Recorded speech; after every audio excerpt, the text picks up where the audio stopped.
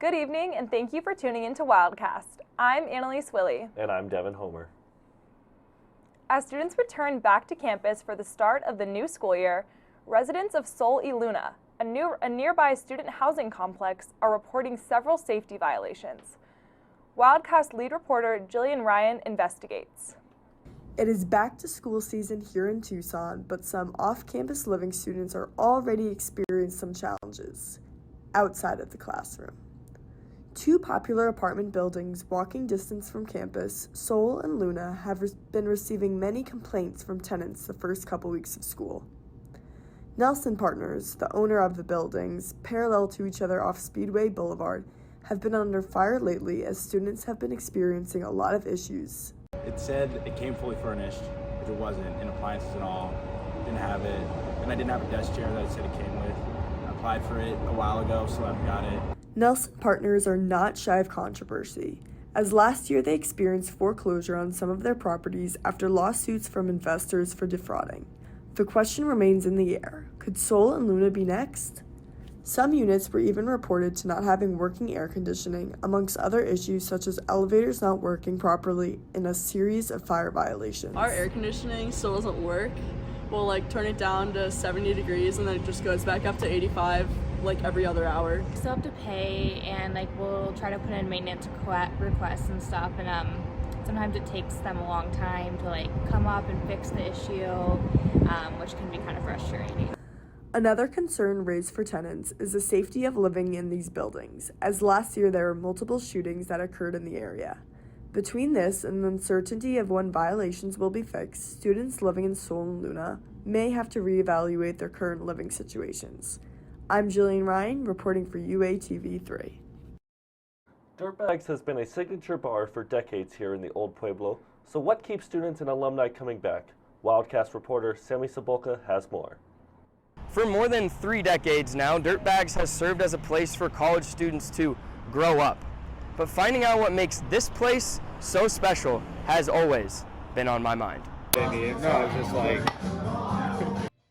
Tucson has forever been a place with a rich history and deep tradition. The same can be said about a little hole-in-the-wall bar that is known as Dirtbags, but is better known as a place of growing up. Senior at the U of A, Poria Mostafizi recognizes Bags' importance.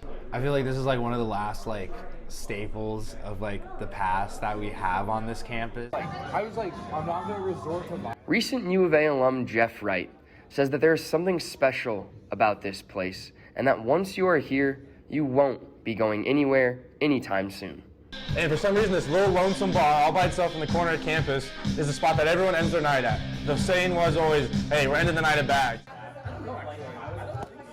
For bartender Matt Welch, Dirtbags has been a part of his life ever since he can remember.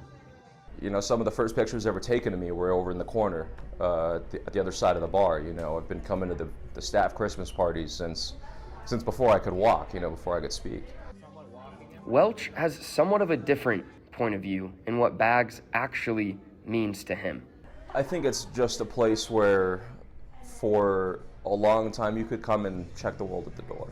It's more than just a part of growing up, it becomes a part of who you are. The old school music and vibes obviously are not the only thing that makes Dirtbags special. But Mostafizi mentioned Sweet Caroline on a Thursday night will always get the place going. Reporting in Tucson, I am Sammy Cebulka. The University of Arizona unveiled a new microcampus to serve the Pascua Yaqui tribe here in Tucson. The university says this microcampus facility will give tribal members a home court advantage to complete college degrees. University of Arizona President Robert Robbins says the new microcampus represents a significant milestone in our ongoing commitment to Native American communities, especially those whose traditional homelands include southern Arizona. Up next, a new shop opens its doors on campus.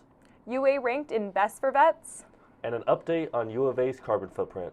We'll have all that for you when we return.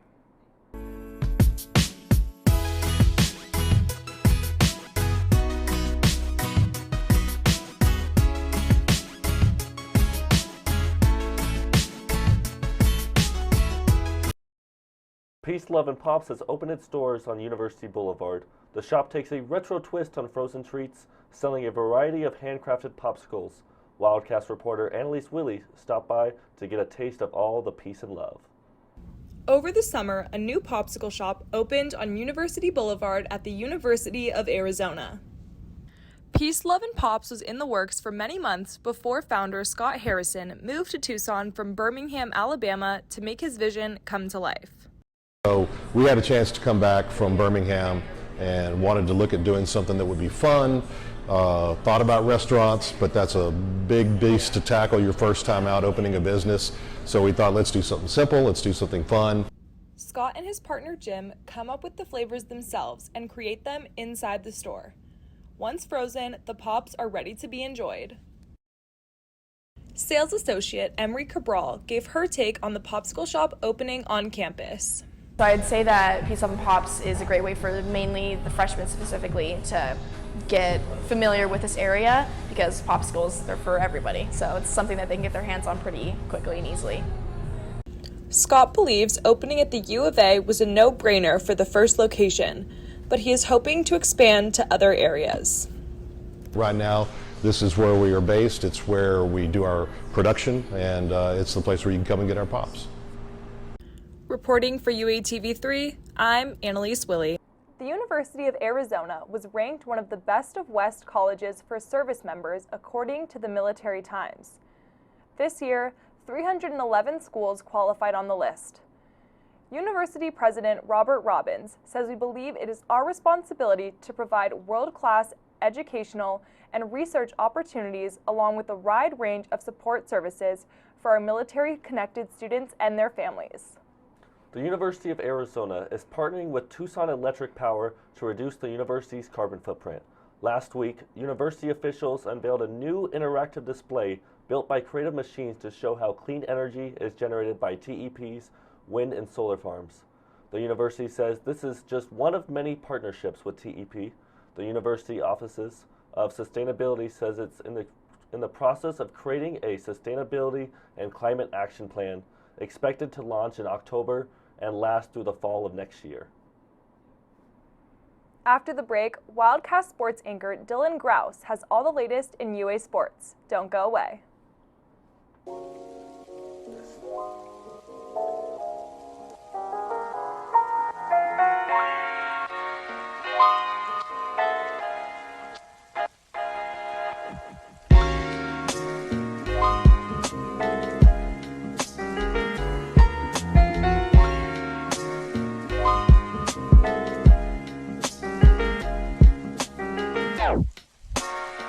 Good evening, Wildcats. I am Dylan Grausz, and I am so happy to be back for another year of Arizona sports.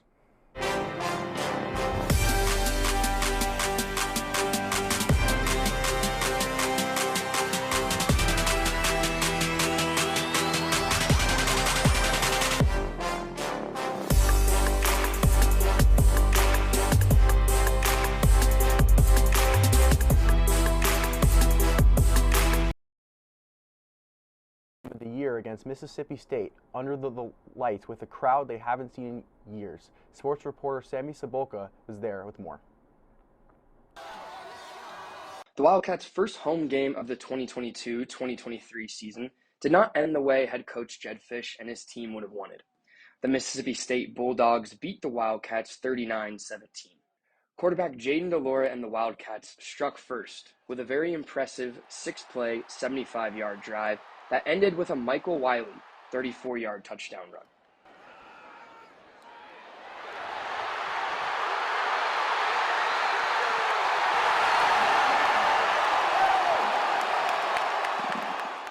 The Bulldogs, led by quarterback Will Rogers, responded with two touchdown drives of their own. It was clear the Wildcats were just overwhelmed and a little outmatched, but they went into halftime only down one score. The Wildcats hung around in the third quarter thanks to a couple of Mississippi State turnovers and a Jacob Cowing touchdown. But the fourth quarter was all Bulldogs as they outscored the Wildcats 14-0, leaving a loud and large crowd very silent. However, the progress can be seen from fans, and the optimism should continue next week as the Wildcats will be back home against North Dakota State. Reporting for UATV3, I am Sammy Cebulka. Arizona volleyball had a good week. They went 3-0 in the Aztec Invitational. They beat Sacramento State 3-2, San Diego State 3-0, and Maryland 3-2. The Wildcats' next match is the Wildcat Classic, where the Wildcats will play 6 games in 2 days at the McHale Center. Arizona soccer lost to number 10 Pepperdine Sunday afternoon 2-0. The Wildcats kept it tied up 0-0 in the first half of the match, but a penalty committed against the Wildcats in the 63rd minute allowed Pepperdine to have a penalty kick and score his first goal of the match. Arizona fell to have a shot on goal compared to the 6 shots on goal by Pepperdine. The Wildcats are in action again next Sunday, September 18th against UC Davis. Well, Wildcats, that's all I have for you tonight on UA Sports. Be sure to stick around for the rest of Wildcast and tune in to A Sports Show this Wednesday. Once again, I'm Dylan Grausz, and we'll be back after the break.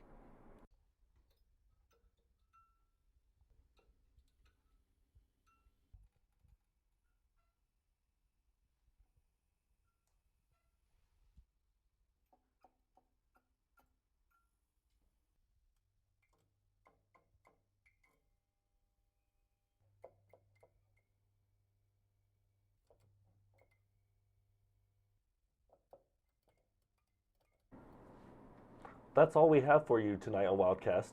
As always, be sure to like us on Facebook, follow us on Instagram, and subscribe to our YouTube channel so you can watch any of our shows that you may have missed. Once again, I'm Annalise Wille. And I'm Devin Homer. Thanks for watching, and we'll see you next week, Wildcats.